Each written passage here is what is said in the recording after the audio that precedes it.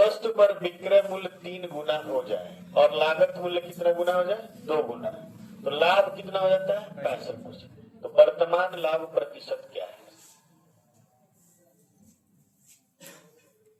प्रतिशत क्या है? ध्यान देंगे सब लोग। एक वस्तु पर विक्रय मूल्य, सब लिखना बंद करें और ध्यान दीजिए इधर, छापने के चक्कर में मत रहा करिए, समझा करिए। विक्रय मूल्य 3 गुना, जैसे मान लीजिए आपका सीपी है, क्या है? सीपी। सीपी को 100 मान लीजिए, जब कुछ नहीं दिया है तो सीपी को क्या मान लीजिए? 100 मान लीजिए। ये हमारा सीपी है,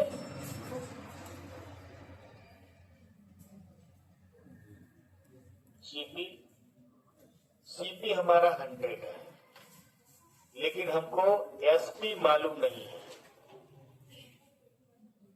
कितना हमारा विक्रय मूल्य, मालूम ही नहीं। अगर विक्रय मूल्य मालूम रहता तो सीधे दिखाई दे देता और हम परसेंटेज लाभ या परसेंटेज हानि हम लोग पकड़ लेते। ठीक है, अब ध्यान से देखिए, कह रहा है कि विक्रय मूल्य को 3 गुना कर दीजिए। ये 3 गुना कर दिए, 3 गुना, यहां से यहां ये 3 गुना हुआ, लेकिन जब मालूम नहीं है तो कैसे लिखेंगे? लागत मूल्य को 2 गुना हो जाए, मतलब लागत मूल्य को हम क्या किए हैं? 2 गुना कर दिए। 2 गुना किए, कितना हो गया? 200। जब बोला लागत मूल्य को 2 गुना किए हैं तो जो लाभ है वो कितना हो गया? 65%। तो 200 का जब लाभ 65% है तो लाभ कितना हो गया? 130 रुपया। तो 200 पर 130 रुपया क्या है? लाभ। तो विक्रय मूल्य कितना हो गया? बोलिए 330। 200 रुपए पे 130 रुपया लाभ हुआ है, तो विक्रय मूल्य कितना हो गया? 330। अब ये 330 विक्रय मूल्य हुआ है तो यहाँ से 3 गुना हुआ है, तो यहाँ पर कितना था? 110। तो यहाँ 100 क्रय मूल्य है और 110 क्या है? विक्रय मूल्य। इस प्रकार यहाँ पर लाभ कितना है? यहाँ पर जो लाभ है वो कितना है? 10%। लगा लीजिए, चलिए ध्यान देंगे, जो लोग नहीं लगा पाए हो ध्यान से। एक वस्तु पर विक्रय मूल्य कितना होता है? 3 गुना। विक्रय मूल्य उसका मानिए सीपी 100 है और एसपी आपको मालूम नहीं है, ठीक है। लागत मूल्य को 4 गुना करना है। लागत मूल्य कितना हो गया? 400, और इस पर लाभ कितना है? 50%, यानी 400 का 50% 200 लाभ हो गया। तो इसका विक्रय मूल्य कितना हो गया? 600। 600 हुआ है और ये कितना हुआ है? 3 गुना। इसका मतलब यहाँ कितना था? 200। यहाँ 200 था, यहाँ लाभ कितना है? 100% क्या है? लाभ। लगा दीजिए, एक वस्तु है, इसका सीपी कितना है? 100 है।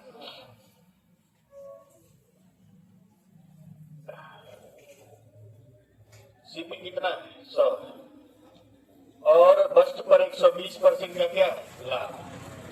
120% लाभ है तो इसका एसपी कितना होगा?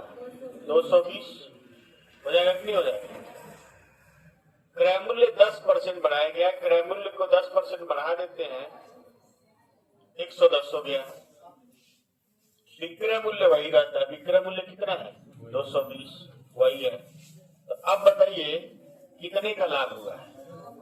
110 का लाभ हुआ है कितने पर? 110 पर, गुणे 100, यहां से कट जाएगा, कितना आएगा? 100% लाभ।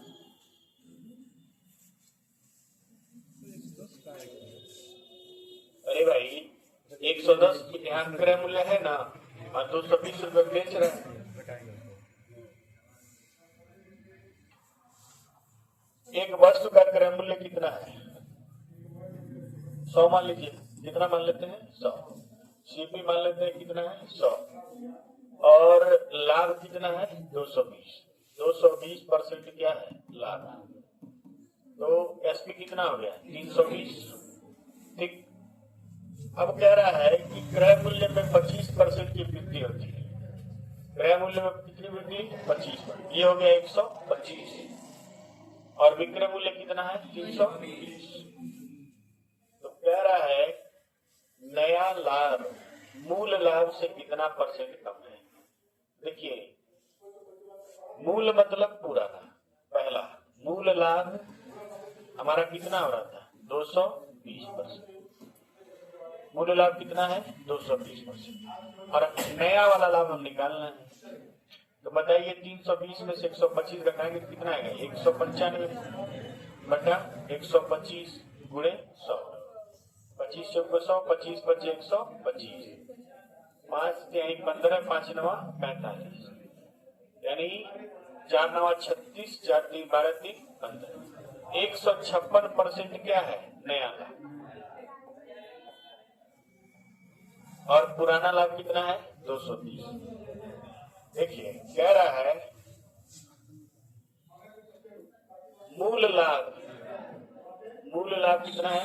220 और नया वाला लाभ कितना है? 156। तो बताइए कितना कम है? कितना कम है? 64 कम है 220 गुणे 100। 20 से काटिए, बात नहीं। 20 से काटेंगे तो हो जाएगा 20 से कम 20, 20 से कम 20 11 और 20 बचे 100। ठीक, 5 चौक को 20, 5 से 30 2 32, 320 बटा 11। अगर ये 33 होता, 11 दिया 33, 30 बार में कट जाता है, यानी इसका उत्तर जो आएगा वो 30 से थोड़ा सा कम आएगा। इसका मान आ जाएगा 29.0%। क्या है? कम है।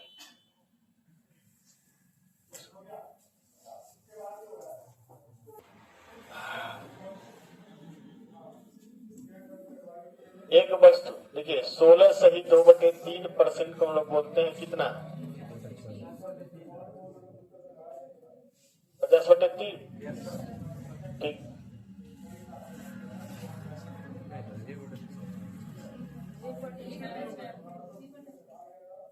एक बटा 6 और 12.5% को हम लोग बोलते हैं 1/8। अब देखिए 6 और 8 का एलसीएम क्या होगा? 24। तो मान लेते हैं माना जो सीपी है वो कितना है? 24। माना सीपी कितना है? 24। अब देखिए ये हानि हुआ है तो 24 का 1/6 कितना हानि हुआ है? 4%, यानी इसका वैल्यू हो गया 96। हो गया कि नहीं हो गया? 4% हानि का मतलब क्या होता है? 96। फिर कितना लाभ हुआ है? तो 24 का 1/8 कितना लाभ हुआ है? 3, यानी इसका हो गया 103। 103 तो 96 और 103 का अंतर कितना है? 7%। ठीक है, 7। 96 और 103 का अंतर कितना है? 7 की वैल्यू कितना दिया है? 1533। काटिए इसको 7 दूना 14, 1 की वैल्यू 7 दूना 14, 7 एकम 7, 7 नवा 30। तो हमारा क्रय मूल्य कितना है? 24। 24 का वैल्यू हो जाएगा 219 गुणे 24। ये हो जाएगा आपका 24 नवा 216, 5200 क्या हो जाएगा? लगा लीजिए इसको।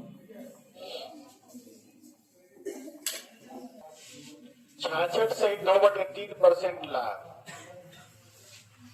66 से 2/3% लाभ, यानी 2/3 और 37.5% हानि, यानी 3/8। एलसीएम कितना होगा? 24। एलसीएम 24 होगा। सीपीएम कितना मान लेते हैं? 24। तो 24 का 2/3 करेंगे कितना आएगा? 16। 16 हुआ ना? 16% अगर तो इसको हम मान लेंगे 116 और 24 का हम लेंगे 3/8 कितना आएगा? 9। ये हानि है। हानि, तो इसका मतलब क्या हो गया 91। और इसका डिफरेंस हम देखेंगे कितना आएगा 25। 25 का वैल्यू कितना है 5000, 5000 है ना। एक का वैल्यू 200, तो 24 का वैल्यू कितना होगा 4800। यानी ऑप्शन गलत है। ठीक है, ऑप्शन क्या है गलत। इसका आंसर क्या हो जाएगा 48।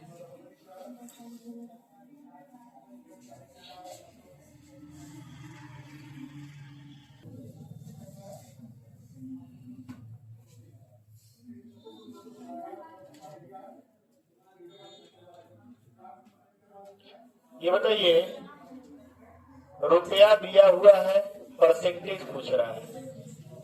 रुपया दिया है, क्या पूछ रहा है परसेंटेज। तो जो पूछता है उसको हम लोग रखते हैं राइट साइड में। ठीक है, तो 102 रुपया में 85%, 15% ज्ञान बने 85%। 17 छक्के 102। ठीक है, 6 रुपया में 17 बचे 5%। 1 रुपया में 5/6%। इतने से कोई दिक्कत हो तो बताइए। समझ में आ रहा है कि नहीं आ रहा है? इधर इधर। अब 134.4 रुपए, तो 5/6 गुणे 134.4 काटिए। 6 से 6 दूना 12, 6 दूना 12, 6 चौक को 24, 5 चौक को 20, 5 दूना 10 तो 12, और 5 दूना 10 1 11। कितना है 112। 112 का मतलब होता है 12% लाभ। ऑप्शन में 20 है तो 12 बना लीजिए और क्या।